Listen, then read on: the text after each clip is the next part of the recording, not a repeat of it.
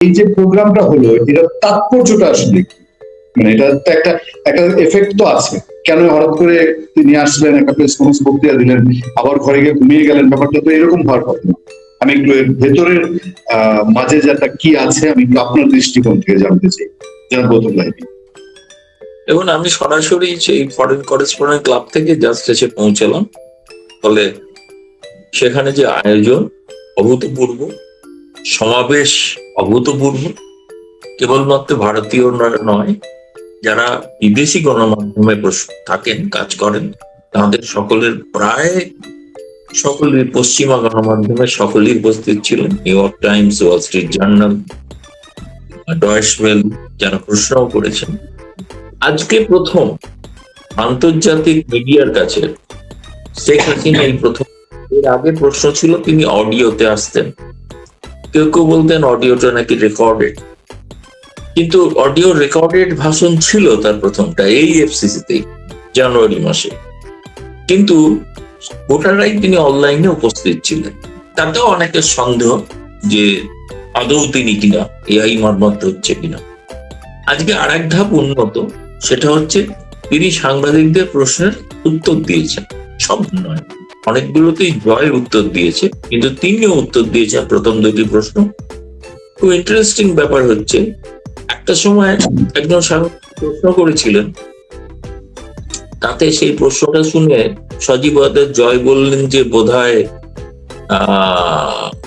শেখ হাসিনা বোধহয় চলে গিয়েছেন, তিনি এখন বোধহয় নেই, ফলে তিনি আর এই প্রশ্নের উত্তর দিতে পারবেন না।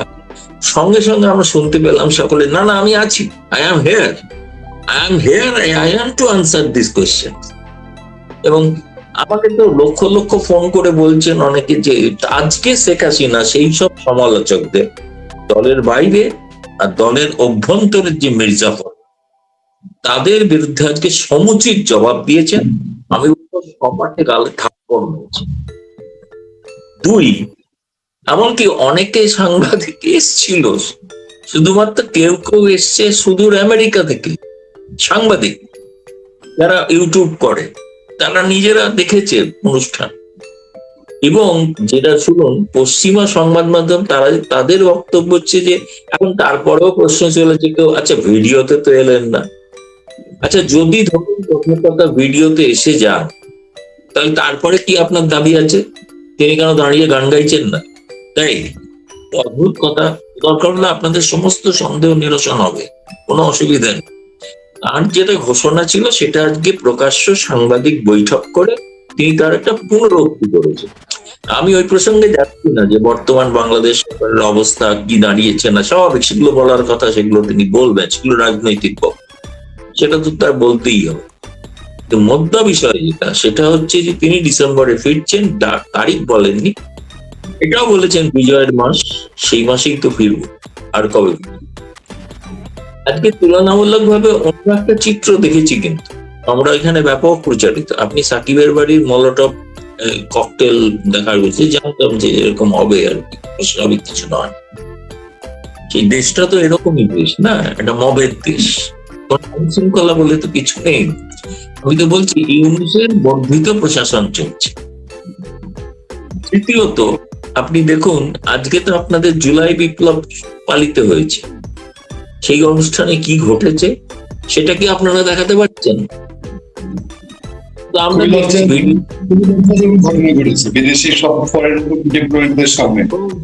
রাষ্ট্রপতির যে ভাষণ, সেই ভাষণে তিনি যেভাবে সমালোচনা করছেন যারা অশান্তি তৈরি করেছে, এবং সমস্ত বিদেশি রাষ্ট্রদূতেদের সেই মিটিং হল ছেড়ে চলে যেতে হয়েছে। আমি তো দেখলাম ভারতীয় হাই কমিশনারও ছিলেন, তিনি স্ত্রীবিধি, তিনিও দেখলাম যেতে গিয়ে একটু হতিও গেলেন। ফলে এটাও দেখেছি আর এই দৃশ্যও দেখেছি, দুটোর মধ্যে আকাশ পাতাল পার্থক্য। একটা যদি আইডিওলজিক্যাল কমিটমেন্ট থাকে, যেখানে কোনো মব কালচার নেই, যেখানে সুষ্ঠু গণতন্ত্রের কথা বলা হয়, তার একটা পরিবেশ আজকে আমরা দিল্লিতে ফরেন করেসপন্ডেন্ট ক্লাবে দেখেছি। আর একটা দেখলাম আপনাদের ওখানে রাষ্ট্রপতির বাসভবনে, কি কাণ্ড বলুন। মনে হচ্ছিল যে তাকে তো মানে, যাই হোক সে প্রসঙ্গ বাদ দিই, আপনি যেটা বলছেন তাৎপর্য হচ্ছে এটাই শেখ হাসিনাকে ঘিরে যে বিভিন্ন রকমের অপপ্রচার চালানো হচ্ছিল, তার অপপ্রচার তিনি আজকে স্বয়ং জবাব দিয়েছেন। এবং এই প্রথম মা এবং সন্তান পুত্র একযোগে এক মঞ্চে উপস্থিত ছিলেন। সজীব ওয়াজেদ জয় আমেরিকা থেকে ছিলেন, আর শেখ হাসিনা দিল্লিতে তিনি যেখানে আছেন, যে বাসস্থানে আছেন, সেখান থেকেই যোগ দিয়েছে। কারোর মনে, আমাদের এখানে কেউ সমালোচকও থাকে, শেখ হাসিনা সবাই যে আমি বলবো প্রশংসক তা নয়, সমালোচকও আছে, তারাও দেখেছেন, বিশ্বাস করেছেন যে না, শেখ হাসিনা এটা শেখ হাসিনাই বলছেন। এবং বলছেন শুধু নয়, তার যে স্বভাব সিদ্ধ ভঙ্গিতে তিনি যেভাবে হেসে ওঠেন, যেভাবে হাসেন, যেভাবে প্রতিক্রিয়া রিয়াক্ট করে, সেগুলো করেছেন, সেগুলো তো বিশেষ করে বাংলাদেশি মানুষ, তো বাংলাদেশি যারা অভিজ্ঞ, আজকে নিশ্চয়ই আপনাদের গোয়েন্দাদের ঘুম নাই, সকাল থেকেই হয়তো তাদের এই নিয়ে দেখতে হচ্ছে, দেখেছেন তারাও, সব নেতারাও দেখছেন, আমি জানি গোপনে দেখছেন। ফলে এটাই আপনার, এরপরে আপনি বলুন, এরপরে আর কি প্রশ্ন? হ্যাঁ, ওই এটাই শেষ কথা যে হ্যাঁ, পরে ফিরবেন, এটা আবার সকল সাংবাদিকের সামনে তিনি পুনরায় বললেন, তাতে তার যাই হোক। দাদা, আপনি আপনার কথা প্রসঙ্গ ধরে বলি, আপনি যে 23 সালে বাংলাদেশ অঘটনের কথা বলেছেন, এখন এই 26 সালে এসে কি আবার কোনো অঘটনের আশঙ্কা করেন কিনা বাংলাদেশ নিয়ে? আপনার কি এই ধরনের কোনো ভয় আছে? অঘটন না, বাংলাদেশ আবার গণতান্ত্রিক পথে ফিরছে, তার শুভ সূচনাটা আজকে এই জুলাই 5ই আগস্টে দেখলাম। আমি বলেছিলাম আপনাকে অনেক কাল আগে যে আগস্টে কিছু ঘটবেই, সেই আগস্ট থেকে ঘটাটা শুরু হলো, এবং শুরু হলো মানে তার যাত্রা শুরু হলো। এখন যদিও এটা একটা আওয়ামী লীগের জন্য শোকের মাস, কিন্তু এই আগস্টেই তো শেখ হাসিনার উপরে প্রাণহানি ঘটেছিল, তাই না? 19 বার হয়েছিল, তার মধ্যে 21শে আগস্ট গ্রেনেড হামলা, এবং তখন যারা ক্ষমতায় ছিলেন সেই দলই আজকে ক্ষমতায় আছে। বলে অঘটন নিশ্চয়ই, আপনি যেটাকে অঘটন বলছেন, আমি অঘটন বলছি না, আমি বলছি বাংলাদেশে আবার গণতন্ত্রের চাকা ফিরছে, এবং অগণতান্ত্রিক ব্যবস্থার অবসানের একটা সম্ভাবনা দেখা দিয়েছে, আশার আলো দেখা দিয়েছে, এইটাই বলতে পারি। আমি কোনো অঘটন দেখছি না, যেটা ঘটনা উচিত, যেটা স্বাভাবিক, সেটাই ঘটতে পারে এবং ঘটতে চলেছে। কিন্তু শেখ হাসিনা নিজেই তো একটা সময় সেবা দিয়েছেন, ডিসেম্বর, তাই না? সুতরাং তার আগেই ঘটে যাচ্ছে কিছু, কিন্তু ঘটনাটা শুরু, তার লক্ষণগুলো স্পষ্ট। ডিসেম্বর পর্যন্ত আমরা দেখি, অপেক্ষা করি। দাদা, আমি আরেকটা প্রসঙ্গে যাওয়ার আগে একটু দর্শকদেরকে ধন্যবাদ জানাতে চাই। আজকেও সর্বাধিক সংখ্যক দর্শক, প্রায় 1,500 দর্শক লাইভ ভিউতে আছে, যুক্ত আছেন আমাদের সাথে, তাদেরকে একটা ছোট ধন্যবাদ জানিয়ে, বাংলাদেশ সরকার রিকোয়েস্ট করেছিল ইন্ডিয়াকে যেন শেখ হাসিনা এই প্রোগ্রাম করতে না পারেন। আমরা সরাসরি যদি বুঝি, কারণ একটা সরাসরি দীনেশ ত্রিবেদীকে বাংলাদেশের পররাষ্ট্র উপদেষ্টা তিনি বলেছিলেন, এবং এরপরে এটা নিয়ে পররাষ্ট্র প্রতিমন্ত্রী কথা বলেছেন।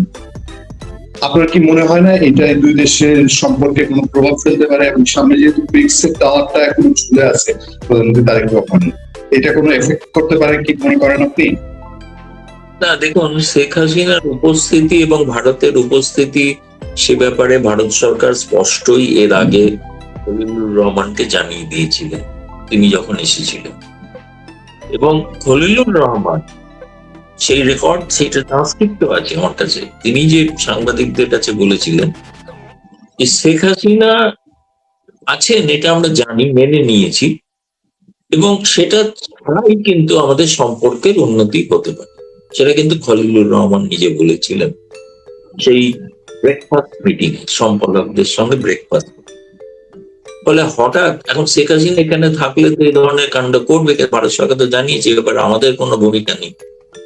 আমরা একটা প্রাইভেট মিডিয়া অর্গানাইজেশন, তারা শেখ হাসিনাকে আমন্ত্রণ জানিয়েছে, আর তাও আবার কি বিদেশি সংবাদ মাধ্যম, তাদেরকে কি করে ভারত সরকার না করবে যে আপনারা এটা করতে পারবেন না, আর শেখ হাসিনাকে বলে দেবে যে আপনি কি বলবেন? সেটা তো সম্ভব না বলা, না? আপনি তো বাংলাদেশেই দেখতে পাচ্ছেন, সকালবেলায় নেতা রিকোয়েস্ট করার পরেও হাঙ্গামা থামছে না, ও রাষ্ট্রপতি বললেন নেতার কথাটাও তো শোনেন না, তাই না? তো সে বাংলাদেশ পড়ে না, সেখানে হঠাৎ এখানে ভারত সরকার তাকে নির্দেশ দেবে এটা বলবেন, অমুকটা বলবেন না, এটা হয় কখনো নাই। তিনি এটা বলে দিয়েছে ভারত সরকার, হ্যাঁ তিনি হয়তো অনেক রাজনৈতিক বক্তব্য রাখতে পারে, সেটার সঙ্গে আমরা সহমত, এটার সঙ্গে আমরা সহমত। কিন্তু ব্রিক্সের আমন্ত্রণে যদি তারেক রহমান না আসে, আমি দেখেছি বাংলাদেশের কিছু কাগজ ইতিমধ্যে লিখতে শুরু করেছে যে যাওয়া উচিত, তাহলে ব্রিক্সের দরজা চিরকালের জন্য বাংলাদেশের কাছে বন্ধ হয়ে যাবে। সেই চুক্তি পূরণ করা ভবিষ্যতের প্রধানমন্ত্রীদের পক্ষে মুশকিল হয়ে যাবে। একটা আন্তর্জাতিক মঞ্চের আমন্ত্রণ, এটা প্রধানমন্ত্রী নরেন্দ্র মোদী আমন্ত্রণ জানাননি, এই আমন্ত্রণটা জানিয়েছেন ব্রিক্সের সভাপতি। আগামী দিনে ব্রিক্সের সভাপতি আর অন্য রাষ্ট্র হবে।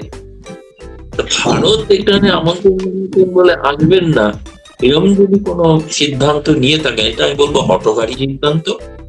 এবং বাংলাদেশের যারা বলবো যে নষ্ট করছেন, ভবিষ্যতে ব্রিক্সের যে সদস্য হওয়ার যে আবেদন, সেটা তো অনেক অনেক দূর, মানে 20 বাও জলে চলে যাবে।